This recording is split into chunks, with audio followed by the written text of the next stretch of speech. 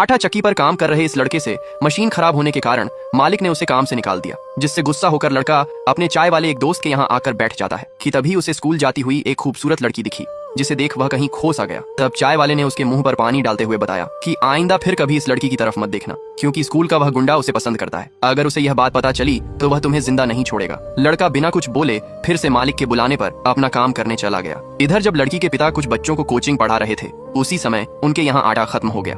अपने खाली ना होने की वजह से उन्होंने लड़की को गेहूं लेकर भिसवाने भेज दिया। अचानक चक्की पर उस लड़की को देख लड़का एकदम से शॉक रह गया। उसमें सबसे पहले लड़की का गेहूं पिसने के लिए जैसे ही उसे मशीन में डाला तो कुछ लोग उसे आकर बोलने लगे, लेकिन उसने किसी तरह बातें बना ली और लड़की को उसका गेहूं पेश कर दे दिया। अगले दिन जब लड़की अपनी सहेलियों के साथ स्कूल जा रही थी कि तभी उसकी साइकिल का चैन उतर गई। जब वहीं से गुजर रहे लड़के ने यह देखा तो वह फौरन आकर उस लड़की का चैन ठीक करने लगा और उस बीच उसकी अंगुलियों में चोट लग गई, जिसकी उसे खबर तक नहीं थी। जब लड़की ने यह देखा तो उसने तुरंत अपना रुमाल निकालकर लड़के के हाथों में बांध दिया।